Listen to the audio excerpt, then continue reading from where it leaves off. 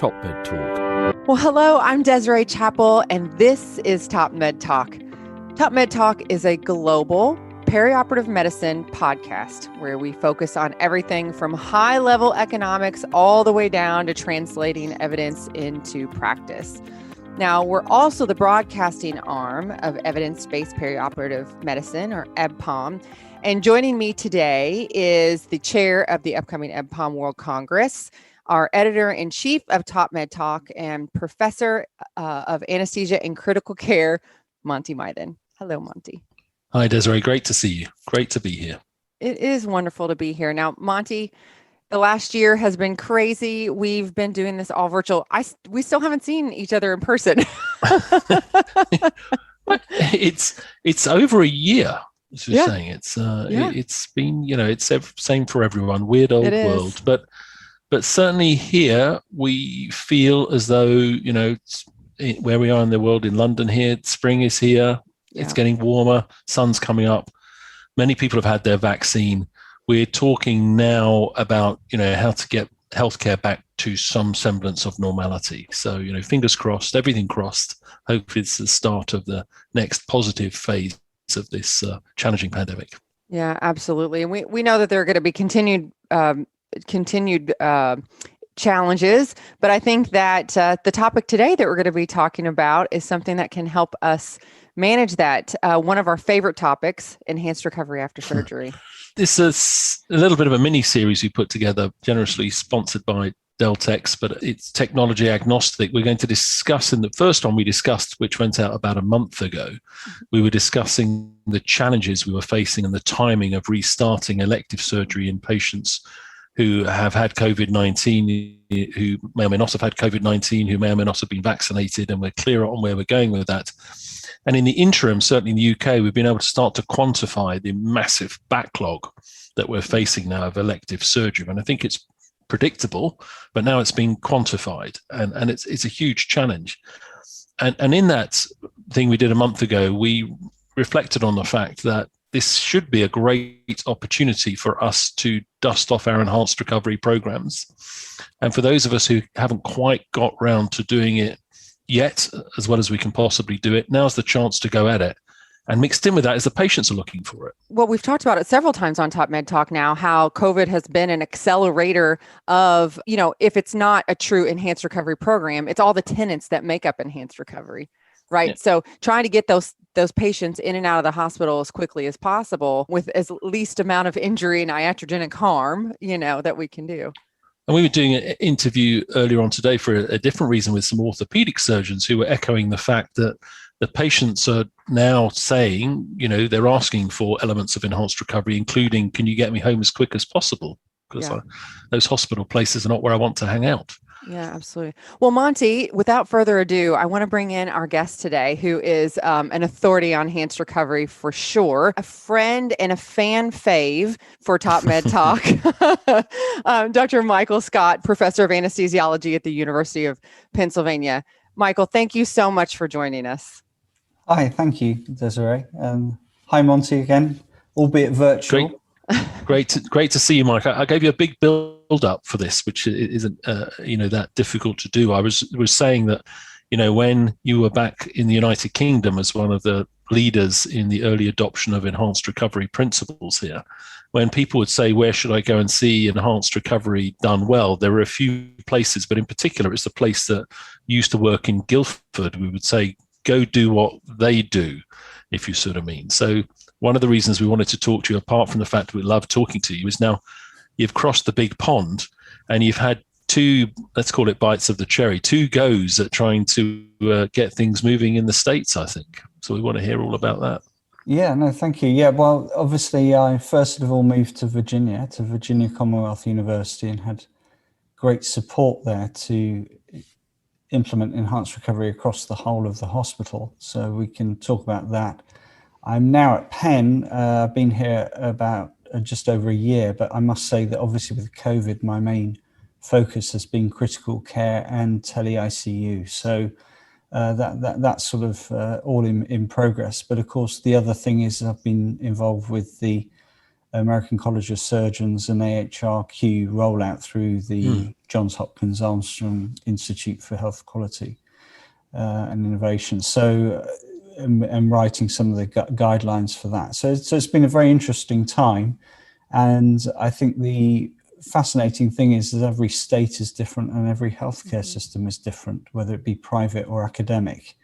And so you really do have to individualize how you tackle all this in order to actually implement what really now seems very basic, fundamental medical practice. And a lot of the things in enhanced recovery when it first came out are now just standards of care and should just obviously be done.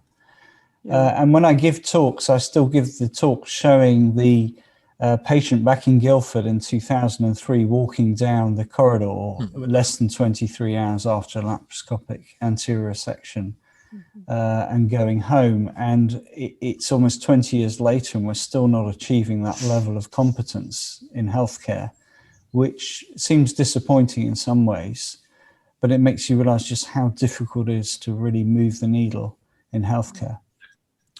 Culturally, I know Desiree wants to take you down this path as a fellow citizen now.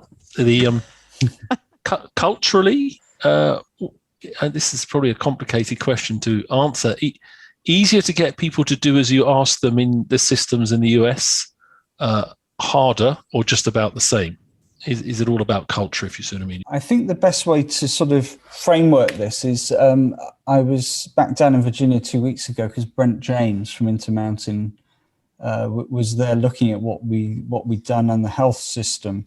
And if you look at his sort of framework, it's all about setting your priority for your process and getting the evidence base so you've got a pathway, blending it into your clinical workflow so it works for your system, then embedding data so you can track variation and also look at your short and long-term results.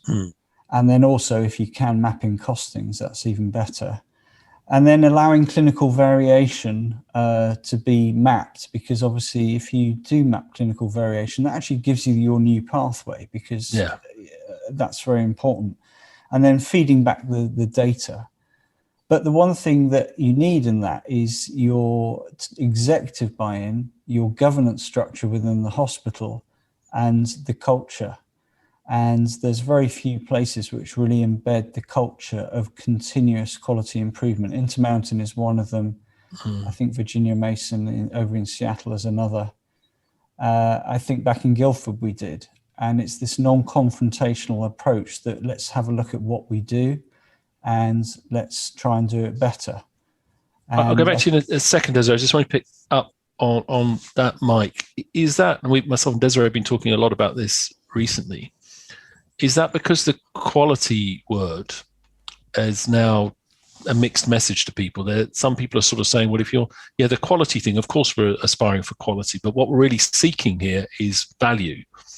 And if we get value comes quality, because that's the quality cost equation. I think the big step up is, I think about the last 6 to 7 years, certainly in the US, there's recognition now that if you fix quality, you actually fix outcomes and therefore reduce complications, and then you actually get value. If you just try and save costings all the way along, you don't really know where you're saving the money.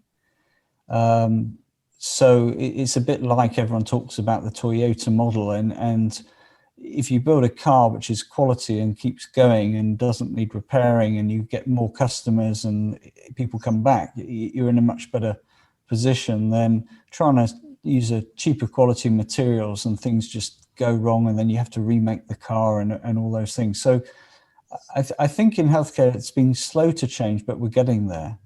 And more executive buy-in recognize that quality drives everything else. So we've gone from this idea of a safety culture to quality and safety culture, and I think that's key. Michael, I have a question for you, because, and really two. One, the first is, we are in this space all the time. So everyone that not everyone that we talk to, but our colleagues that we're talking to all the time, like they are all bought in, and it's pretty easy. We have all bought into that culture. But, on the ground, there are a lot of people who are still trying to do this, as you stated before. And, the conversation that all of us have in between each other is that how do you get that? How do you get that change in culture? Is it, incentivizing people? Is it, purely educational? Like, are there some things that you've done or you've seen others do really well to really ingrain this into the providers that we're working with in our teams? Yeah, I mean, you have to tackle it in every sense, from the top down and the bottom up. From the top down, you need executive support, and you need people to say this is a good thing and have champions. And it helps if you've got some good stories to show people it really works, because seeing is believing.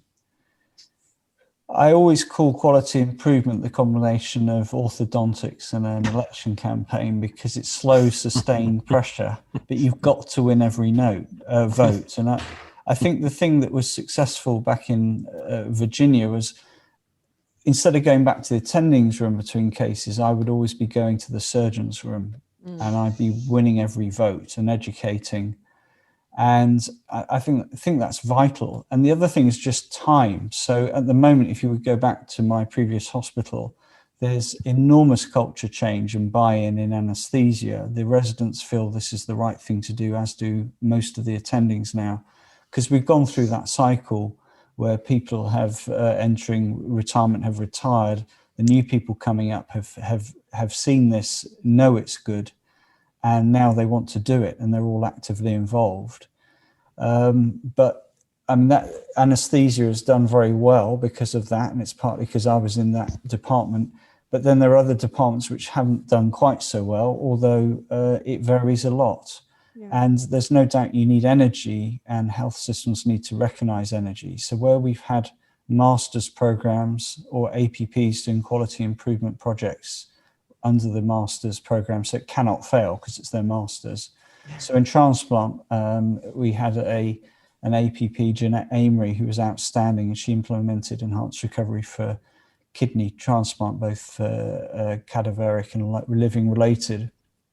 And the main things were getting the opioids out, goal-directed hemodynamic therapy, and early mobilization and nutrition, and getting the drains out.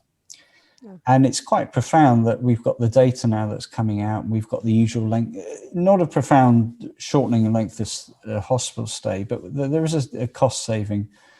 But we've actually mapped the graft survival, and that's showing to become more and more impactful.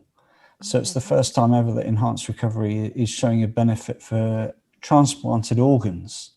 And this goes back to the whole message that really, whether you call it enhanced recovery or perioperative medicine or what, I don't really mind. It's all about, if you reduce your injury and harm to the patient and accelerate recovery and reduce complications, your whole short and long-term outcome is improved for everything from cancer to AKI to mortality benefit. Yeah. So, well, I could keep talking to you about all of this forever, because I mean, this is something, we talk so much about how do we do it. And you said top down support, bottom up, that organic growth. You were saying in the academic setting where you have attendings and residents, I come from a private practice setting, and we are really all about, trying to, it's the buzz of it. Like you said, the energy, creating lots of educational opportunities. And that is just like, if everybody starts talking about it, then people start thinking, well, maybe that is what we need to be doing, or we maybe already are doing this. So I need to, get on board. So I loved your point about that. Specifically talking about, and congratulations on, that work that the APP was doing on the kidney transplant. I think that really does highlight exactly what, we've all been trying to say about what enhanced recovery does. I think that's really a wonderful example of that. Specifically around the idea of the data, you had mentioned that before about how to use the data. That is a pain point when it comes to enhanced recovery in a lot of different facilities. And I don't come from an academic setting, but I know in a lot of private practices, it's really hard to get your hands on data to show what you're doing is working. So can you talk to us a little bit about your experience with that, and maybe some ideas that we can use to improve data? I think that's a real crux, because if you haven't got the data, you can't really show the benefit to your fellow providers, and also you can't show the value to the health system. Yeah. And one of the problems, I think, in health systems is if you're not showing the value, you then stop being the favorite subject. And it's very easy for people then just to say, well, this isn't working, isn't it? Or I don't really think this is being effective. Let's spend our money somewhere else. Yeah. So data is key, and having champions is key. And you need champions across all the specialties to own the data and feed it back. So you create that. Mike, if I may, why it's extraordinary, isn't it, that we run this incredibly expensive business? It's probably the biggest business in the world, healthcare. Yeah. And we don't know our data. Yeah, I find it extraordinary as well. I mean, I really do. And when I go places, a lot of people say, we're doing enhanced recovery. I said, well, what do you do? And they said, well, we use a lidocaine drip. Yeah.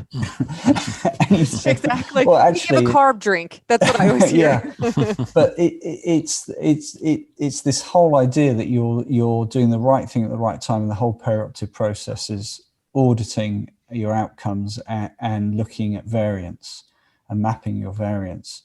And I think the elephant in the room is we've got these extremely expensive electronic health records, and unfortunately they don't really drive compliance and pathways. They show the map, but they don't drive.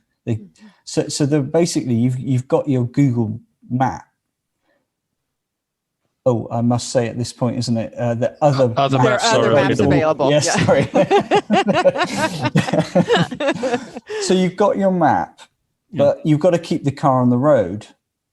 But sometimes it doesn't matter if you turn off the road, as long as you get back on the road. And I always say that it's guidelines, not tram lines. And you've got a pathway, and all a pathway is lots of macros. It's correcting the blood sugar, it's correcting hypovolemia, it's keeping the body temperature normal. And so people get a little bit fixed on this, but as long as you've got the macros to keep them on the pathway, then that's how you get to the finishing line and get to your destination. So you're right. So it's absolutely vital to have that structure.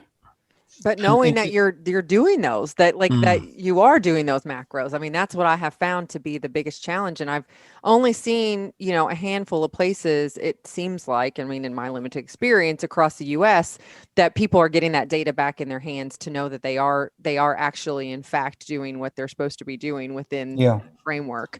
MPOG is a great example of the Aspire measures. Yeah, I mean, you can just collect the data manually and have...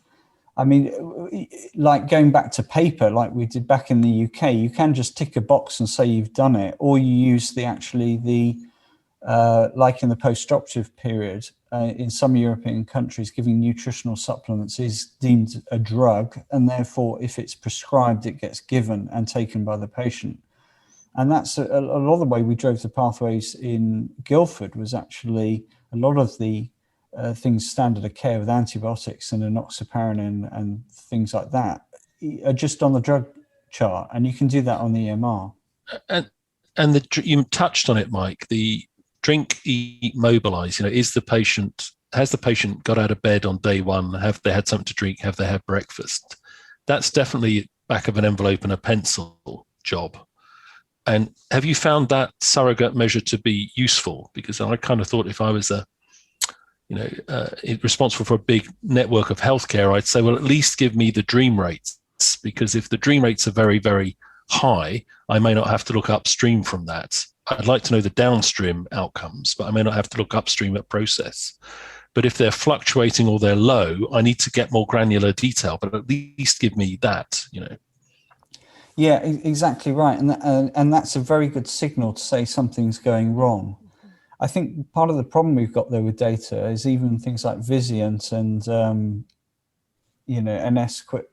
You're only putting part of your data in. It's not always every patient. And what we really need is every patient, because we know that if you're not looking at every patient, you're not really looking at your whole system.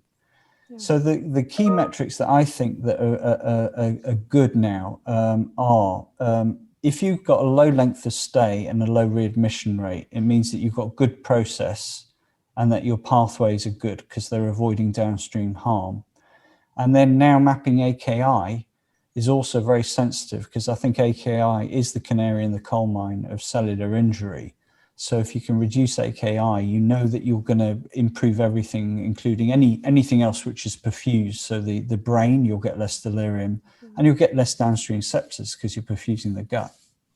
And I come back on the AKI, because a common thing we're told, again, when we go around to people who say, I do enhanced recovery or I don't have a problem, they say there's no AKI here. And what they mean by that is we're not getting any renal docs to put people on a hemofilter. Yeah. And they're not necessarily attuned to the relevance of the creatinine bump and the bit of oliguria. Well, they have, so they literally have no idea. Like, I can tell you, from our data that we get, you have no, the hospital may have data. It's not being shared with everybody, and definitely not the enhanced recovery team, or the providers themselves, which I go back to the Aspire databases. Like, they actually report to the provider, and I, as Desiree Chapel CRNA, can know what my AKI rates are and if I've had someone fall out on that. And so if we're not feeding back and no one knows that there's a problem, like, I'm finding it difficult to reconcile all of that. Yeah, we've actually just mapped this, and I want to give credit to Brenton French, my QI fellow, and Pranav Shah, that actually built a data set and learned how to program. And they mapped AKI, and interestingly, they showed it's a bimodal outcome back in Virginia, where I was. Most of it, about 80% on post-operative day one, as you'd expect. And then you've got the secondary injury. And I think the way I look at AKI is you've got primary injury, which can drive AKI, which you can't do much about. But you've got all the secondary things that we do: maintain perfusion, avoid nephrotoxins, doing the right thing at the right time, which can reduce it. And part of the project with hemodynamic therapy was to try and reduce AKI. But first of all, mapping it was a challenge. We had to modify the KDIGO criteria, certainly for stage 3, because otherwise it doesn't work. But they did a very good health economic analysis and look at the social security data set. This paper's been submitted to Annals of Surgery, by the way. So other journals are available. Yes, sorry. And what was interesting about it was not only did they show that there's a cost impact of even stage 1 AKI, obviously there's a significant impact to stage 3, stage 4, but there was actually a mortality risk for stage 1 AKI in non-cardiac patients, which I think will be the first time that this has been shown. And this is in a large, thousands of patient data set. I think it may reflect too that we are a safety net hospital back there, and we have a lot of people with high comorbidities and high SA scores. But even looking at that, what's fascinating is the process that we introduced, which was fill flow pressure with 2-point optimization, has really impacted and reduced AKI. You should probably expand on that, Mike. I was just going to say, let's stick a pin in that and kind of talk about what that is. So we wanted to impact kidney injury, and we were using the same principles we used back in Guildford, which was everyone deserves flow-based monitoring having major surgery, because by definition, major surgery is going to cause harm. And obviously, if you've got comorbidities, it's there as well. And we used to do hemodynamic monitoring for everyone and take them to the high care unit attached to the ICU. They still do, and they've got a very low AKI and complication rate. So we tried to introduce that down into Virginia, which is a high-risk population. And interestingly, actually, so I'm going to tell you what we did for across the board and for colorectal. So if we concentrate on colorectal first, because it's easier to explain, we got team buy-in. It's taken 4 years, to be honest. I was showing the monitors. I was very lucky that when I arrived, the head of perioperative medicine, vice president, bought the necessary monitors, and we believe all the monitors work, and you can use different monitors in different situations. The main thing is you're tracking change and flow, and you're trying to keep a patient's baseline flow. That's really what we're doing. So we're not really worried about the number. It can be 10 bananas. If that is that patient's flow, then we keep their flow at 10 bananas. And once you start talking like that, I think people then get a more pragmatic approach rather than focusing on the technology and is this really as good as a Swan or something else. But we do know that the signal for GDHT is in the high-risk population. We do know there's lots of algorithms. We do know that it's complicated. So we did very much like we did back in Guildford, which is saying that we just don't want anyone to be overtly hypovolemic. And the time to optimize someone is after anesthesia induction and ventilation, before you have a laparoscopic pneumoperitoneum or start surgery. And then also when the legs are down and everything's back to normal at the end of surgery. So we just did simple 2-point optimization and drove the patient back to however many bananas they were. And the results have been spectacular. We've gone from a 14% AKI down to 8%-ish. But the other really interesting thing is that we've got rid of all the bad AKIs. And I think that you'll never get AKI down to 0. And even back in Guildford, we were between 2 to 4%. So to almost get down to that level very quickly, it shows there's a real positive signal of benefit with goal-directed hemodynamic therapy. And really what I'm saying by the fill flow pressure is you make sure the patient is intravascularly filled. So that means obviously you've got normal arterial volume and tone. You've got normal venous capacitance. And then if your MAP drifts below 65, then you use low-dose vasopressors in the OR. And that was what we did, and it was a very simple fix. And so, yes, we're still left with stage 1 AKIs and a few stage 2s, but all the really harmful ones have pretty much dissolved away in colorectal surgery and open and laparoscopic. And when that patient goes back to the high care area, Mike, I know when legs are down, you've fixed again. When they go back and hand over to the high care area, high dependency, intensive recovery, whatever it is, do you repeat that challenge? So we don't have that down there. Okay. We did in Guildford. So we're still, I think this is still the problem with the model, and not just in the US, but around the world, is that we have a one-to-one anesthesia support. We then go to the PACU with 5-minute blood pressures, and then we send people to the floor where we know 50% of hypotension occurs in that sort of second of half of the 24 hours post-op. But so this is just going to the PACU in this group, and that had the big effect. I think there would be even greater benefit if we could extend that. And I think the real thing is, how do we get the right monitoring to the right patient at the right time? So if you had an extended care environment like you had back in Guildford, because we're having this discussion locally back in the UK at the moment in my institution, would you, irrespective of what was allegedly handed over to you, whatever the handover said, would you repeat that? Let's put the bananas, let's reestablish what the bananas look like now and put the bananas back in the right place before we proceed. Right. And in fact, I think once you're breathing spontaneously, all you've got to do really with the patient is fill the tank, unless they've got a SIRS response. Obviously, there's some patients that do need vasopressors, in which case they're going to the ICU anyway. So I think what's important is we have that 4-hour catch-up period. So what we did introduce as part of the POCUS training for the focused ultrasound is the PACU resident would ultrasound the patients and look at venous capacitance and give a fluid bolus if need be. And that meant they would go into the floor with the tank full but not over full, which means that they didn't get behind. And the morning of post-operative day 1 with all the ERAS, you're basically getting your IVI down and avoiding the salt and water harm.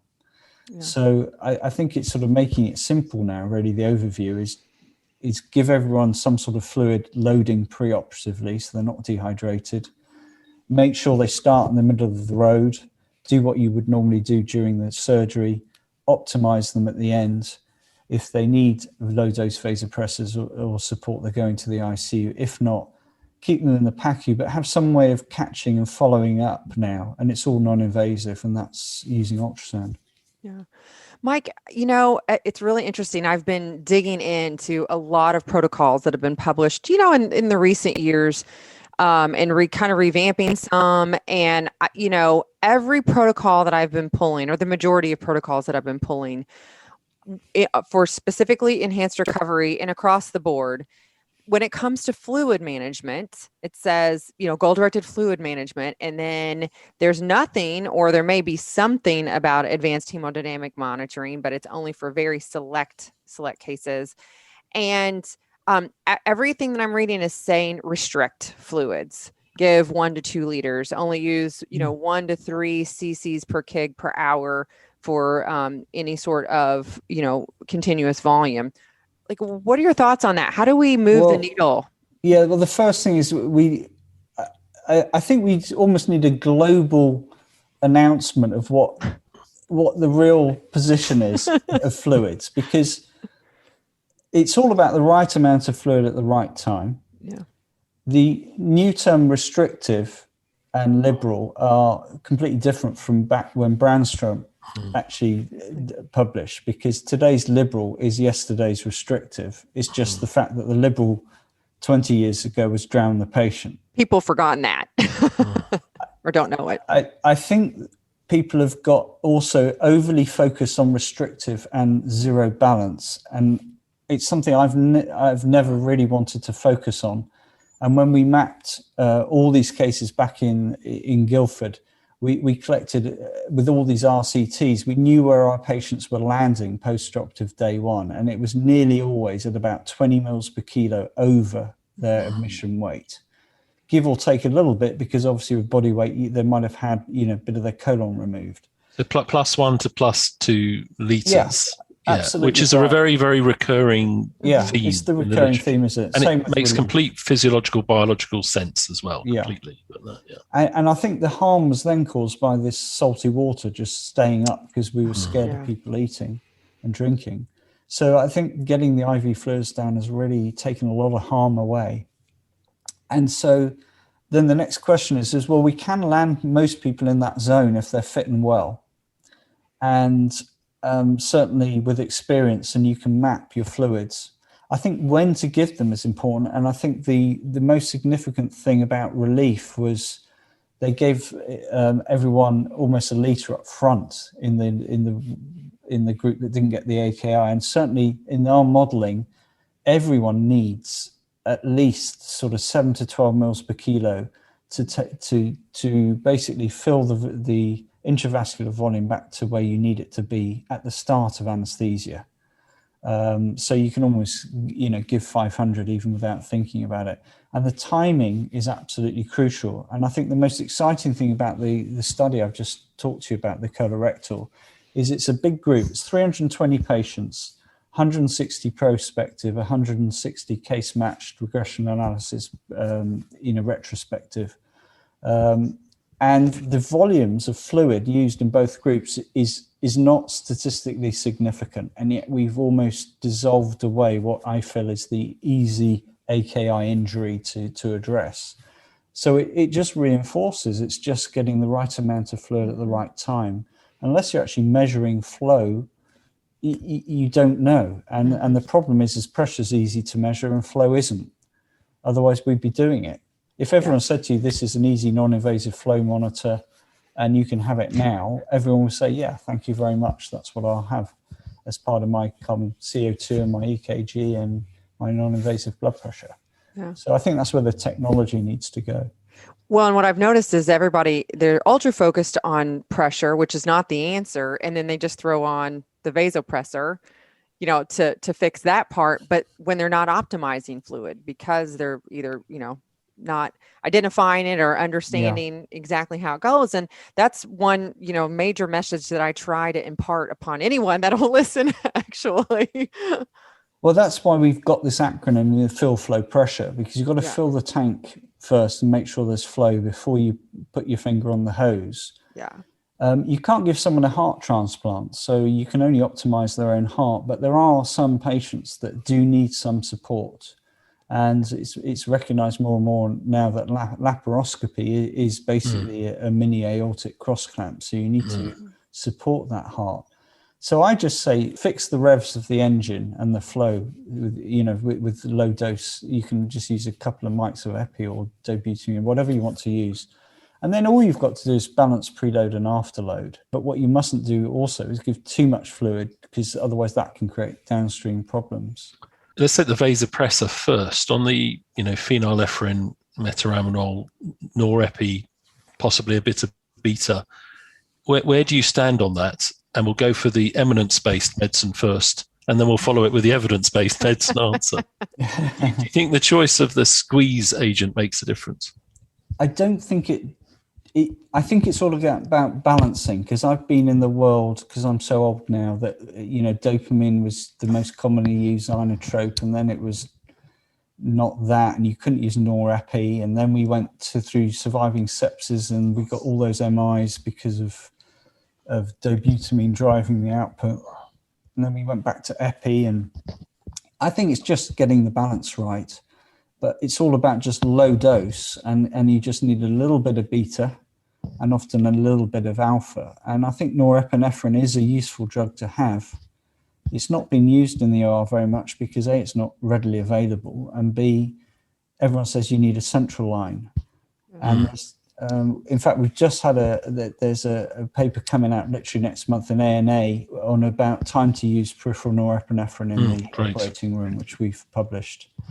And I'm really excited about that. I want to tell you this really quickly. I'm excited to hear about this because we've recently had a switch in our Pyxis anesthesia machines, and ephedrine is now locked down and it has to be counted because it's a scheduled drug in the state of Kentucky. And so guess what everybody's going to? They're pulling out the norepi and starting to use that a little bit more, which I thought was really interesting. So anyway, sorry, go ahead. Yeah, no, I think it is. So I think the fact that we've shown it is safe to give peripherally. Obviously, you don't want to give it forever, but using the right concentrations. And what's more harmful, a bit of peripheral norepi where we've shown the risk of harm is really not there, or the risk of hypotension and getting a complication with all those other downstream problems. I think epinephrine, there is a role as well. I mean, here at Penn, do an awful lot of sick patients, and epinephrine is actually the drug of choice.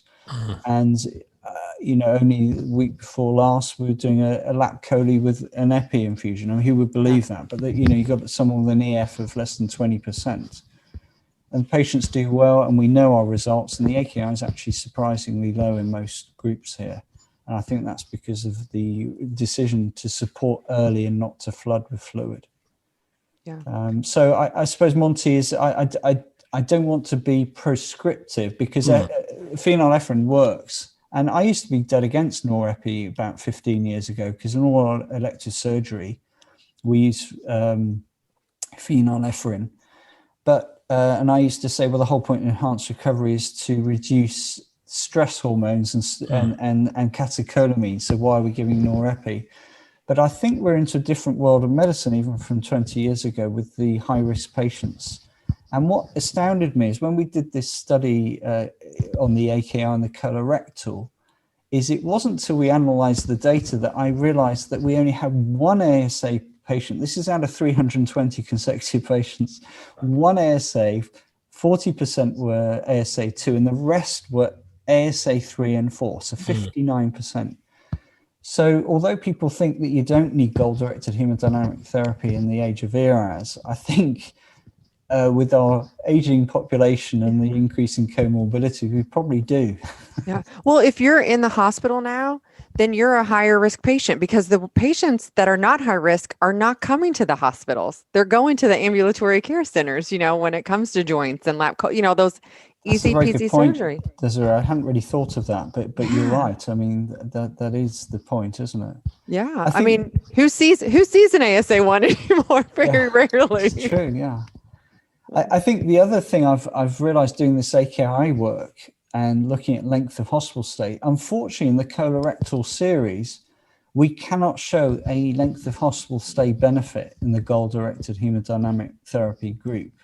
So if you were just a bystander here looking at these patients and being a hospital manager, you'd be thinking, okay, well, we save a little bit of AKI, but it's not really affecting me that much. We know it has some cost effect from the modeling, but we do know now from the actuarial work that we've done that we're having an enormous effect on downstream outcomes and people's life expectancy. So it's where we expect the decision makers in healthcare, like here in the US, CMS, where are we taking the endpoint for our duty of care to the patient? Is it just as anesthesiologists, the PACU? Is it as a health system 30 days? Is it 60 days, or is it 1 year? I think that's the big challenge for medicine in the next decade. And can I pursue that transition from AKI to what we're now being told is AKD to CKD, Mike? Because there's a new, I think it's in press at the moment, a new sort of consensus statement coming out from the Perioperative Quality Initiative with the Acute Disease Quality Initiative. And as part of that, in the discussion in that, the narrative is that very point. When does your responsibility finished? Because if there is a transition from AKI, the creatinine bump as we used to dismiss it, to AKD, that creatinine bump that persists for longer than a week, and that sets you up for CKD, should we be telling the patient that? Probably yes. Should we be telling their family doctor or the patient themselves that they should get their creatinine and have their measured 6 months out and their urine dipped for protein? Probably yes, because the kidneys had a little bit of a whack, and maybe it's coming back and maybe it's not completely coming back.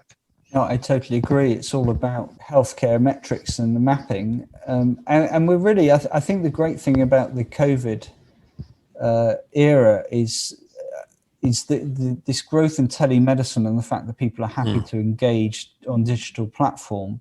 And in doing so, we can start mapping people's and individualizing people's healthcare, their screening, their follow-up, and all these things. So I think it's an exciting time, and it's very necessary.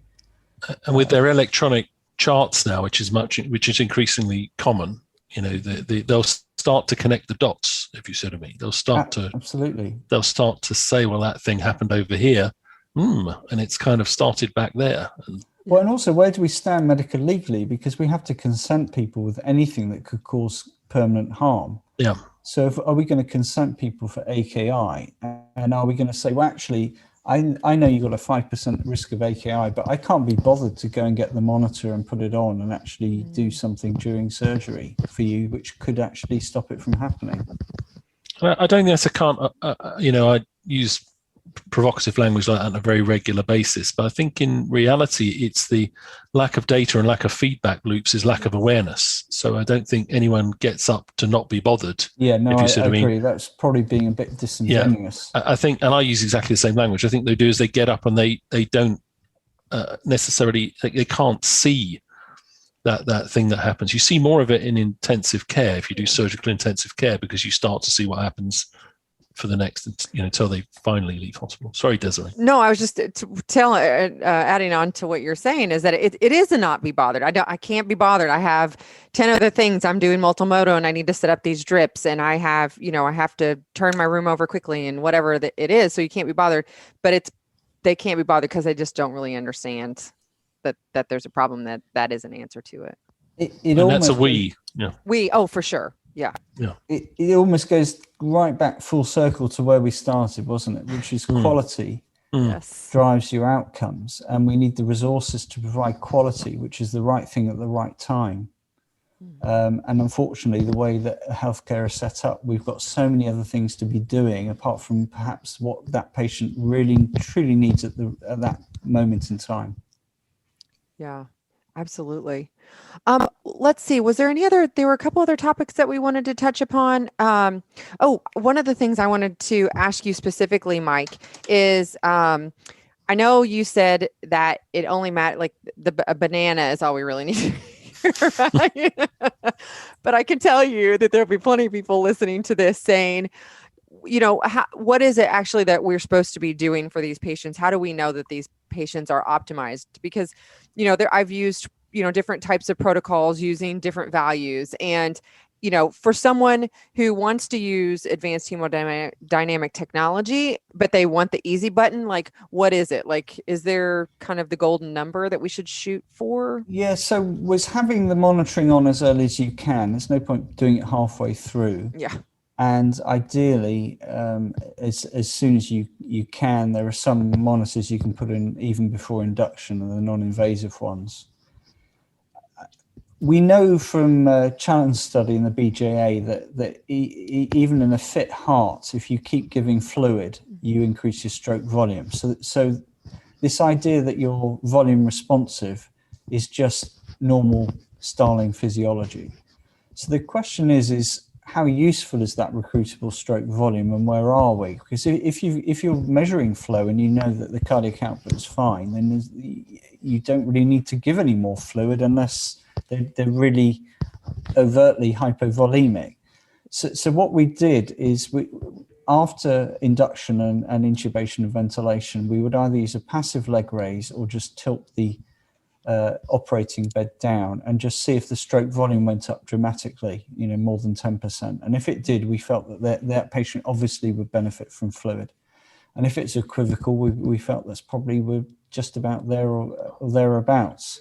And it certainly puts you in the zone where you're probably within 200 mils of optimizing your intravascular volume. And then just using common sense through surgery, because people are good at what they do. Team anesthesia, I think, delivers high quality in the OR. We know that. And then at the end of surgery, once all the physiological input of a pneumoperitoneum or legs up or head up, head down, just get the patient completely flat and everything. And while they're doing the last few stitches, just say, can I put the patient head down again? And if the stroke volume goes up dramatically or 10% or more, you give some more fluid until that is no longer obviously going to make a difference. Top them up. I think one of the things that's lost on people sometimes, it's much easier if you've done the sort of microcirculatory experiments and looked at those types of things, is that sort of sense of the fact that you've got to have the whole circulation open. You've got to have blood flowing everywhere before you get into the major bit of the surgery. And if you don't do that, you're on the back foot and you're losing from the get-go. Hence the same amount of fluid not producing the same results. And to me, that's pretty clear, but it's sometimes lost on people. They say, well, it doesn't matter if they're empty for a while because when they put the head down, they'll fill up, and they said, no, it's not quite that simple. You've got to, I think you've said the word, Mike, you've got to splint that circulation open. Yeah. And that is, oh, go ahead, Mike. That's right. No, I totally agree. And the trouble is I think the nomenclature is still not used correctly. I'm trying to everyone drill down because everyone says CVP doesn't give you fluid responsiveness. And I said, well, but it's venous capacitance. We just want to know how big the lake is. You can have a small lake with a high drop into your heart, which is a high venous pressure, and that is a stressed volume. Or you can have a big lake with hardly any drop, and that's high venous capacitance with a low CVP. And this idea of stress volume, people think it's to do with the arterial side, but I always try and get people to think back to really simple physiology, and that is there's only three real causes of shock. It's either because your arteries are meant to distend and pulsate around a midpoint, and if they're not full and you're hypovolemic, then they don't stretch properly. If you haven't got a heart which is stretching the artery, they don't stretch properly, which is cardiogenic.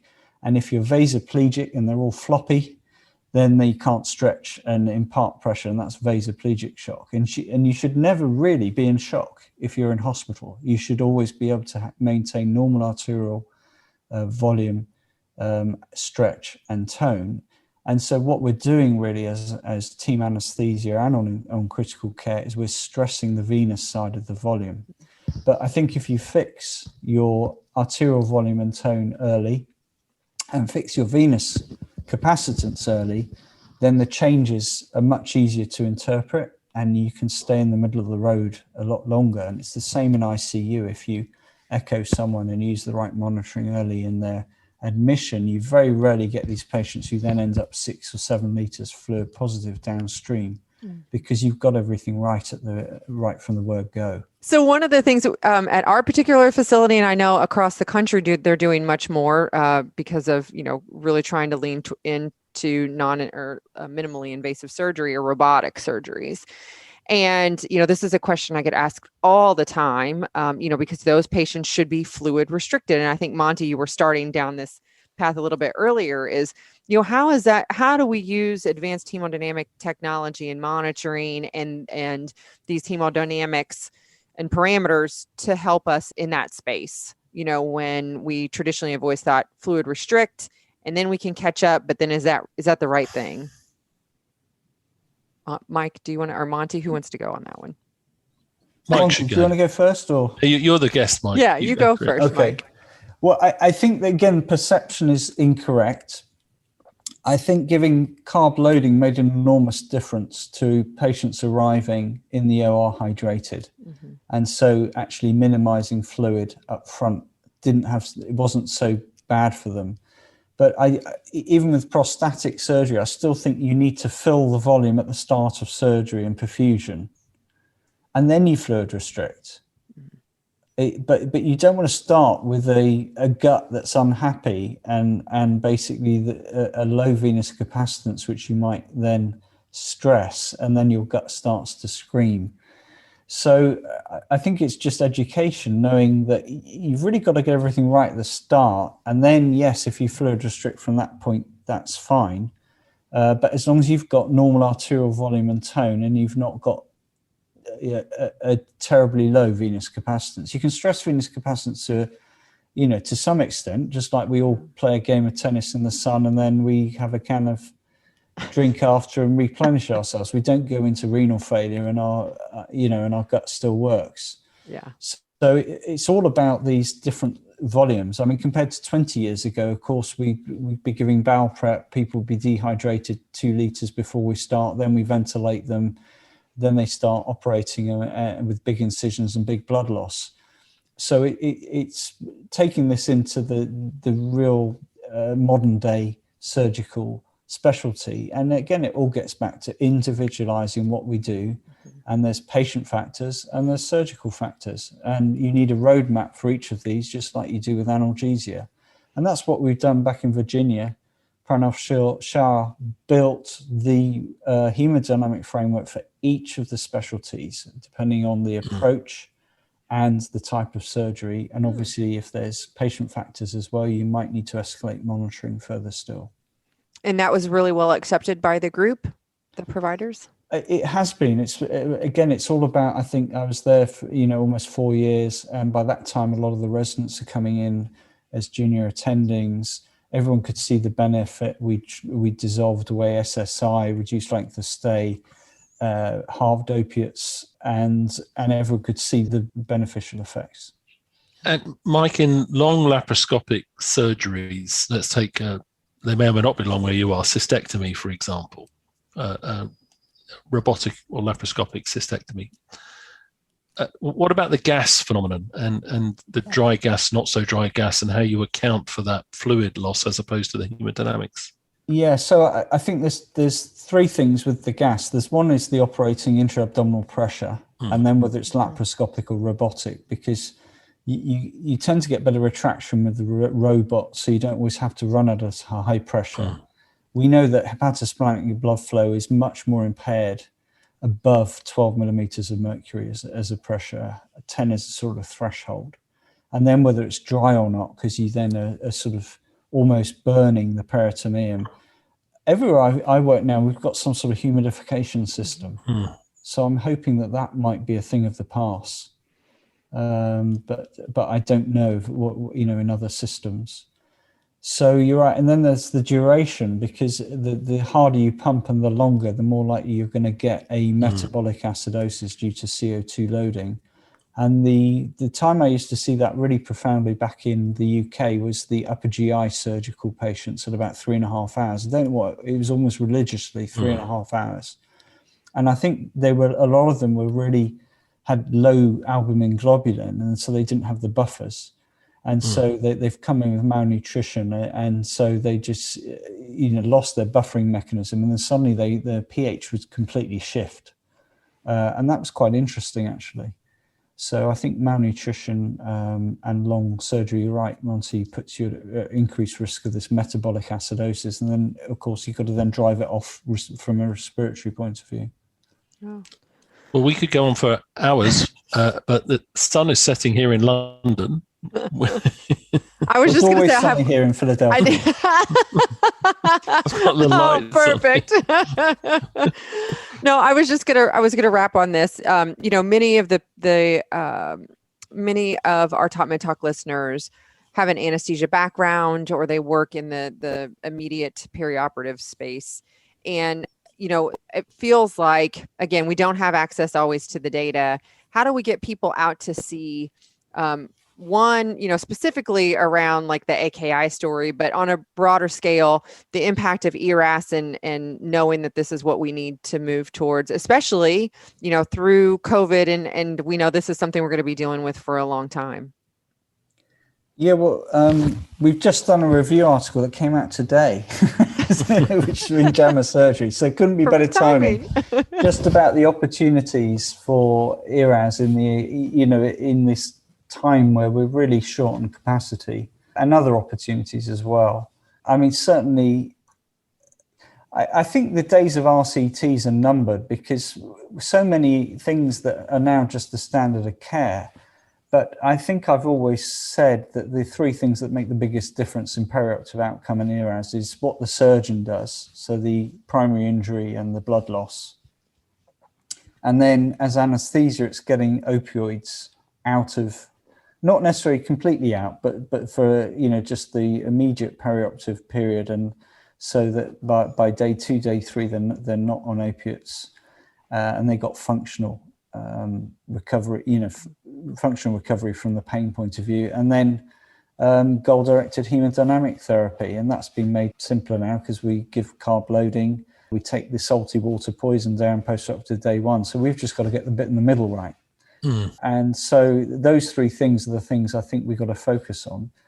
How we get the data, I still think, is the unanswered question. We had to build a data warehouse back in where I came from, which could query using Tableau, which queried Cerner, so we can get it. But once you've done that, you've then almost got a live process. You've got the data just there for you to get to. I have the same three, Mike, but the fourth one I had, which I got from Henrik Kellett's original article, was the patient education and preparation bit. Actually, I'd support that, because if you tell patients what they should be doing, they tend to do it. Yeah, absolutely. It was like our 23-hour paper. We told them all they'd be going home within 23 hours. They didn't know the fact the average length of stay was 14 days in the rest of the world, and they all did it, and everyone did well.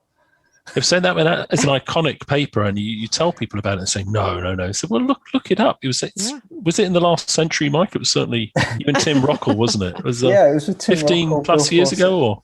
Yeah, it was published in 2009 in colorectal disease. And it was just like the norm really for us, as it was a standard length of stay, which was very short. And 23-hour colonic surgery with 0% readmission rate. Is that about right? Yeah, well, the editor changed the title to 23-hour stay colorectal surgery. Oh, yeah. He said otherwise it looked like we were in the operating room for a whole day. He said, I can't publish that. Yeah. Fair. Day case neurosurgery. Yeah. It does take all day. Yeah.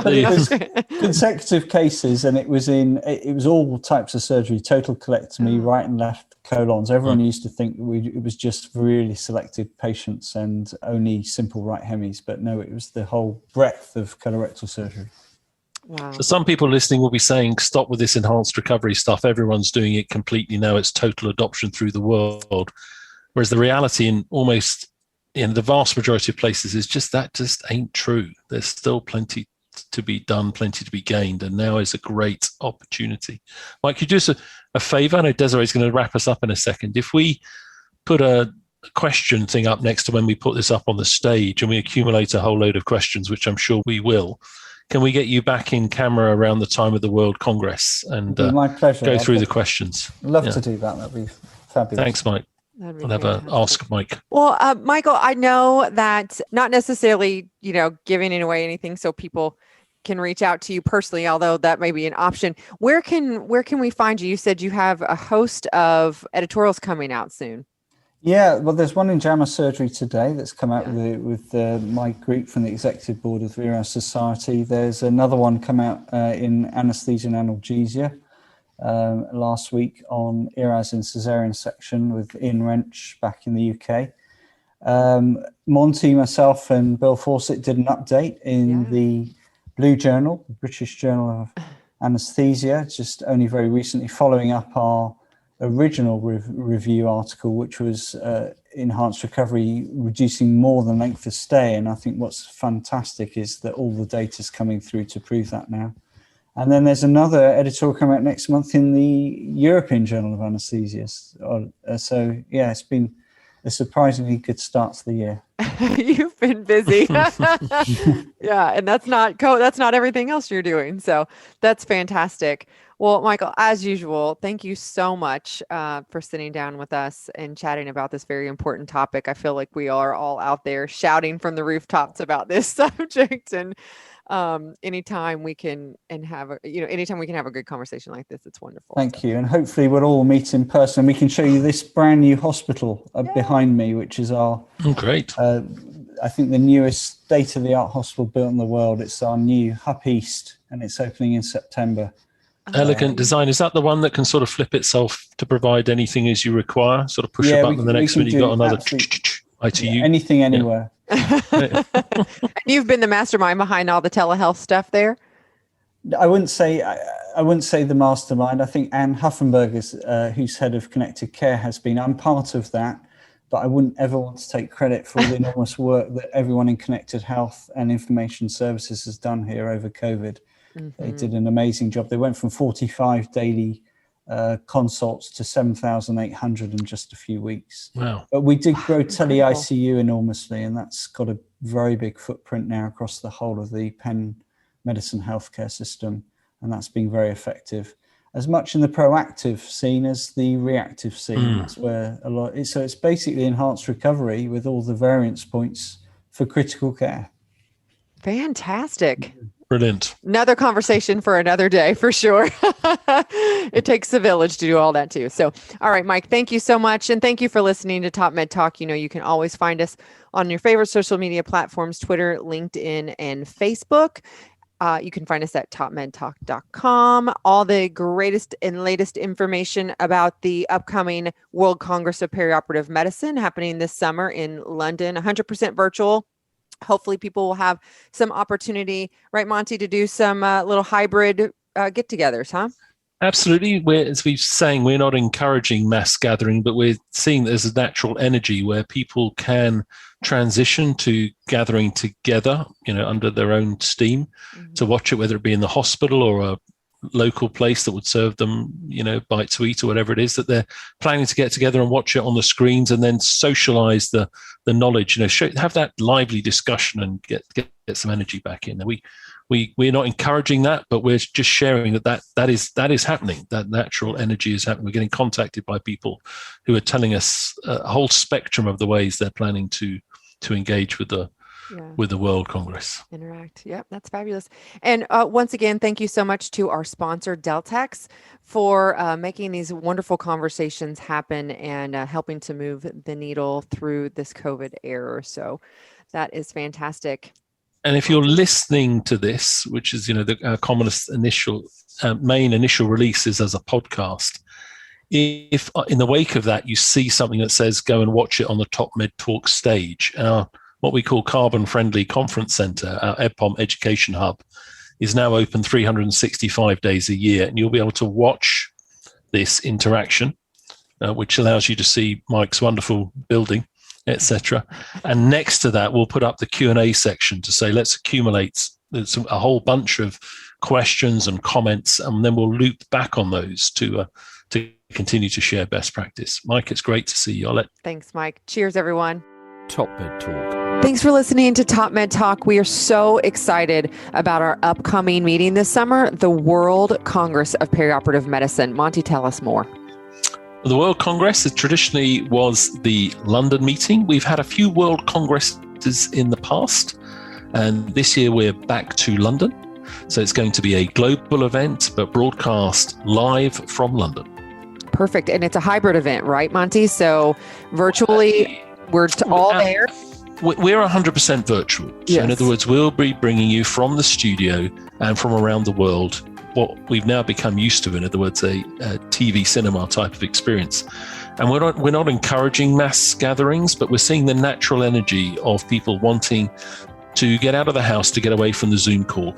And we're seeing people planning gatherings according to their local rules and regulations. So that might be 6 people going to a room at work to watch it together on the screen, and then have lunch together and socialize their opinions on what they've just heard. So bring it on. I say we're not driving it, we're not organizing it, but I think it's a great thing. I think people need a break.